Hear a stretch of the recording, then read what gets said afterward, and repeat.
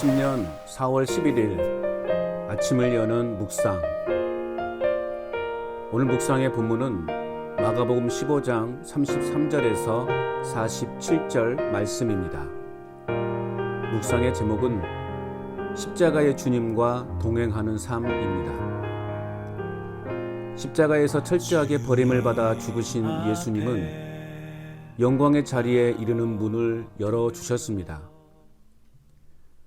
십자가에서 이루신 것은 무엇입니까? 첫째는 33절에서 38절 말씀입니다. 화목하게 하는 문을 열어주셨습니다.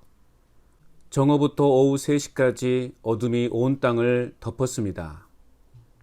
햇볕이 가장 강하게 내리쬐는 시간에 일어난 초자연적인 사건은 일시적인 자연현상이 아니라 하나님께서 개입하셔서 일어난 사건입니다. 즉 하나님의 심판에 대한 강력한 증거입니다. 예수님은 큰 소리로 부르짖었습니다. 엘리 엘리 라마 사박다니, 나의 하나님 어찌하여 나를 버리셨나이까.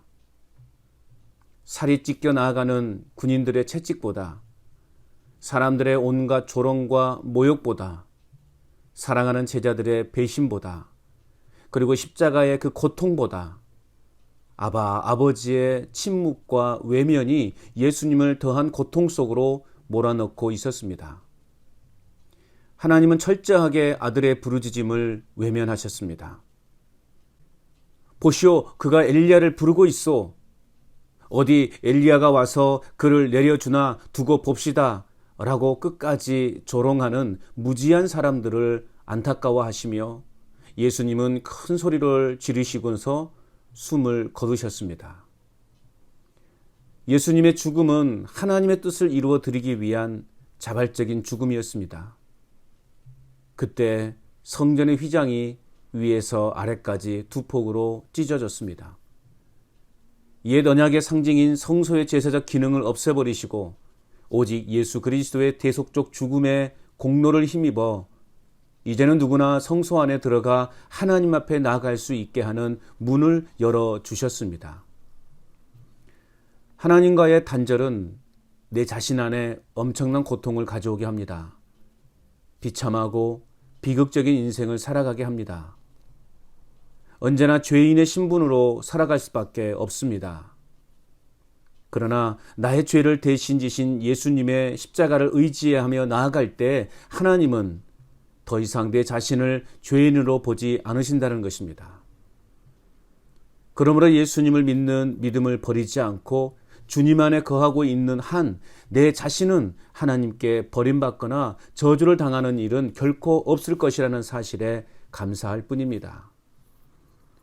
성소 휘장의 찢어짐은 하나님과 인간 사이에 막힌 담이 무너짐은 물론 유대인과 이방인 사이에 담이 허물어져서 예수님 안에서 서로 화목의 관계가 이루어졌음을 상징합니다.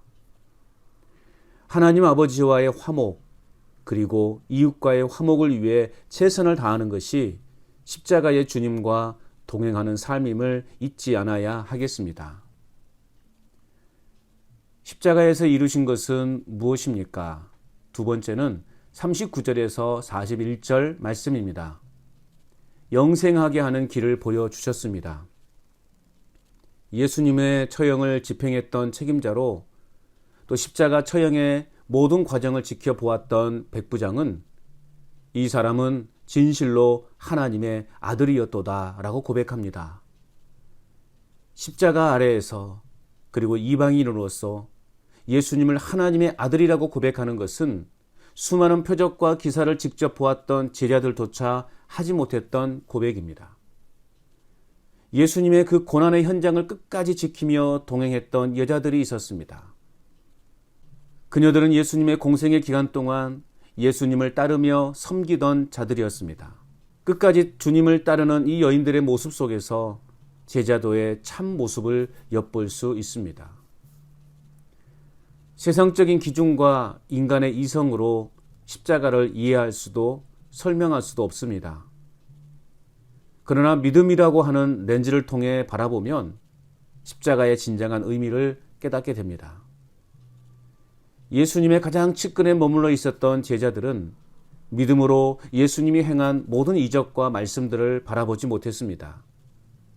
그래서 결국 위급한 순간에 예수님을 버리고 도망가고 말았습니다. 반면 고난의 현장에 끝까지 예수님과 동행했던 여인들은 예수님의 부활을 첫 번째로 목격하는 영광을 얻게 되었습니다. 보는 것이 중요한 것이 아니라 보지 않고도 믿는 믿음이 중요합니다. 예수님의 십자가는 그렇게 어떤 이적과 기적을 보지 않고도 영생에 이르는 길을 보여주신 것입니다. 어떤 상황에서도 영생에 이르는 길을 보여주신 주님을 신뢰하며 살아가는 것이 십자가의 주님과 동행하는 삶임을 잊지 않아야 하겠습니다. 십자가에서 이루신 것은 무엇입니까? 마지막 세 번째는 42절에서 47절 말씀입니다. 제자로서 사는 길을 보여주셨습니다. 아리마대 사람 요셉이라고 하는 사람이 대담하게 빌라도에게 예수님의 시신을 달라고 요구합니다. 그는 존경받는 공회원 사람이었기에 십자가형을 받은 예수를 장사 지낸다는 것은 매우 위험한 일이었습니다. 그럼에도 불구하고 그가 이러한 위험을 감수하고 예수님을 장사 지내려고 했던 것은 하나님의 나라를 기다리는 자였기 때문입니다. 예수님의 다른 제자들이 도망가고 없는 상황에서 위험을 무릅쓰고 담대하게 빌라도에게 나아가 예수님의 시체를 요구할 수 있었습니다. 요셉은 값비싼 세마포를 구입하여 예수님의 장례를 치렀습니다.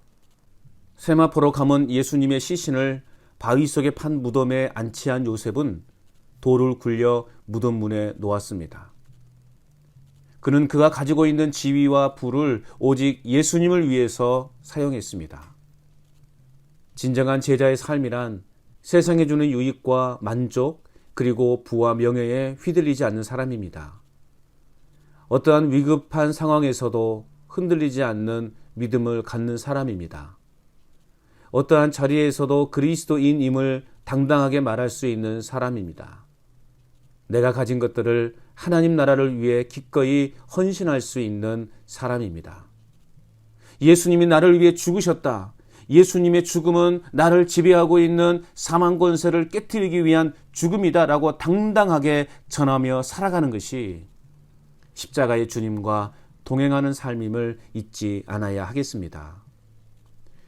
오늘도 십자가의 죽으심을 통해 온전한 구원을 이루신 주님과 동행하는 기쁨 속에서 생활할 뿐만 아니라 영생에 이르는 길에 대한 확신을 가지고 이를 전파하는 하나님 나라 백성으로 살아가는 삶이 될 수 있기를.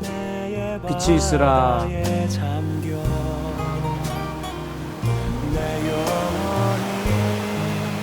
주님만 바라보네